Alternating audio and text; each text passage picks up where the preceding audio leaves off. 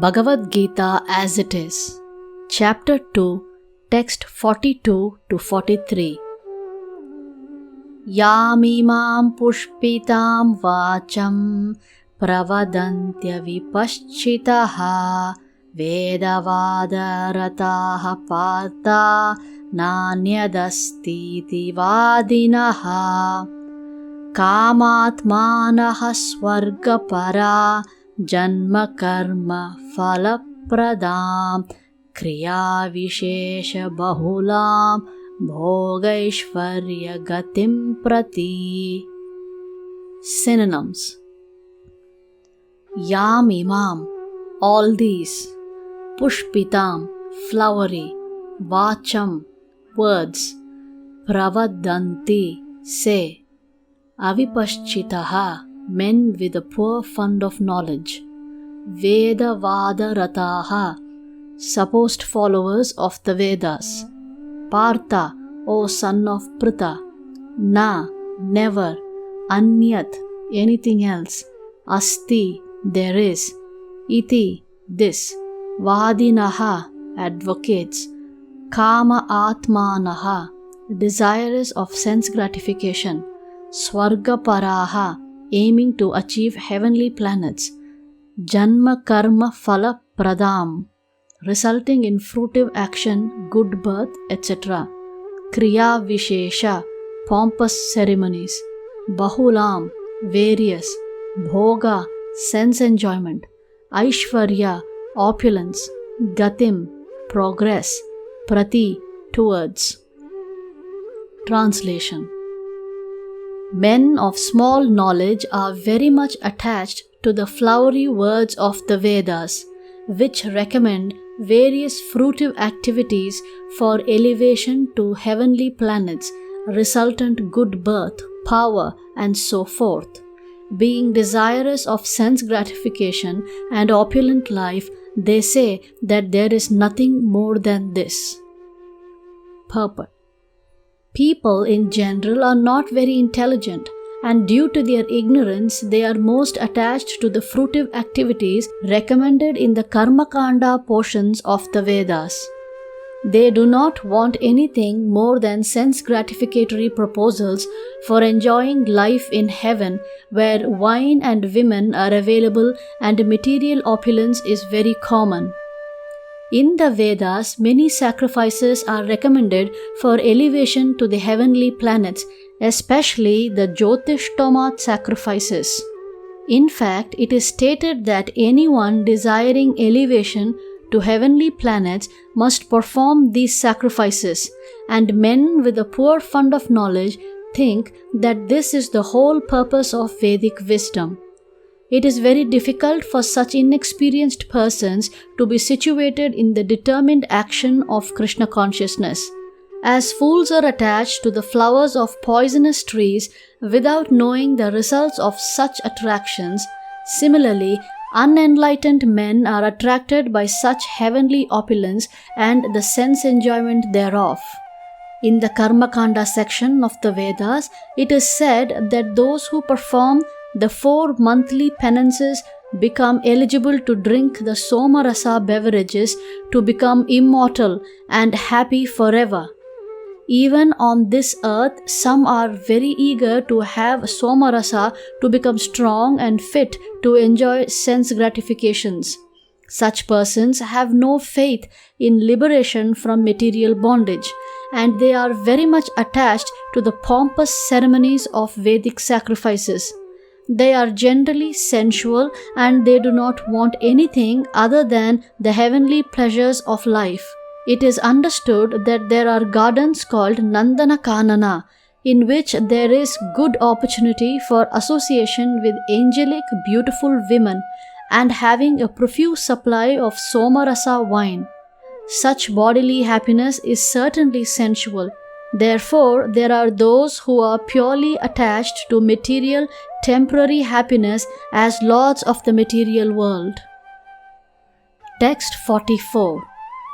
Bhogaishvarya prasaktanam taya paharta chetasam vyavasayatmika buddhihi samadho na vidiyate.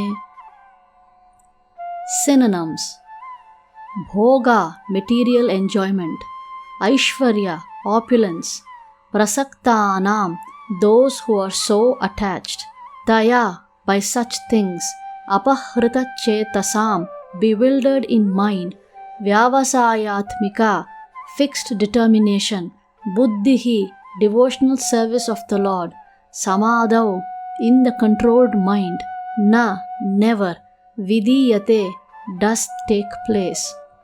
Translation: in the minds of those who are too attached to sense enjoyment and material opulence, and who are bewildered by such things, the resolute determination of devotional service to the Supreme Lord does not take place.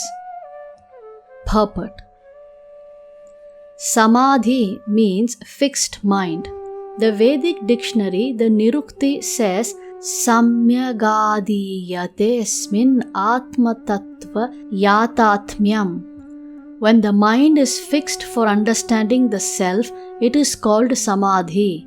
Samadhi is never possible for persons interested in material sense enjoyment, nor for those who are bewildered by such temporary things. They are more or less condemned by the process of material energy. Text 45. Traigunya Vishaya Veda Nistraigunya Bhavarjuna Nirdvandvo Nitya Sattvasto Niryoga Kshema Atmavan.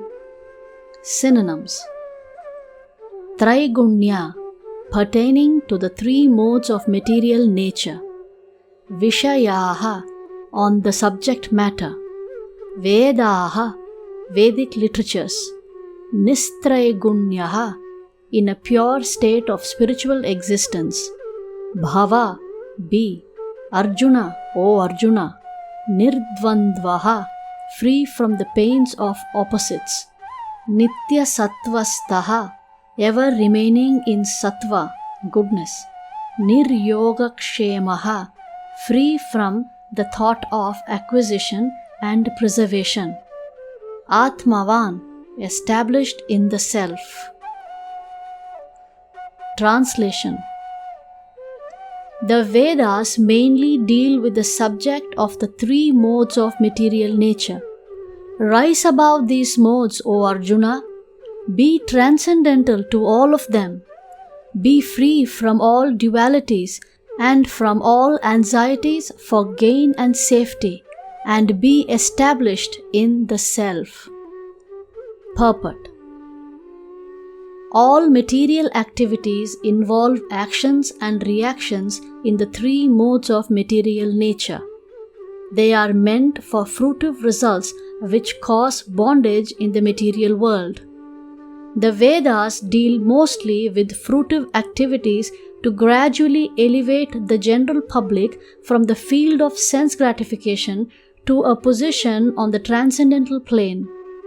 Arjuna, as a student and friend of Lord Krishna, is advised to raise himself to the transcendental position of Vedanta philosophy, where in the beginning there is Brahma Jignasa, or questions on the supreme transcendence.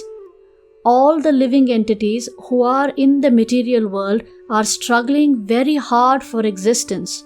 For them, the Lord, after creation of the material world, gave the Vedic wisdom advising how to live and get rid of the material entanglement.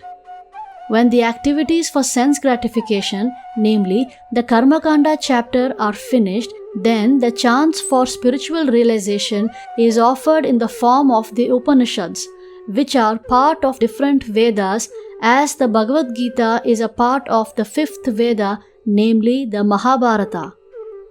The Upanishads mark the beginning of transcendental life. As long as the material body exists, there are actions and reactions in the material modes. One has to learn tolerance in the face of dualities such as happiness and distress, or cold and warmth, and by tolerating such dualities become free from anxieties regarding gain and loss. This transcendental position is achieved in full Krishna consciousness when one is fully dependent on the goodwill of Krishna.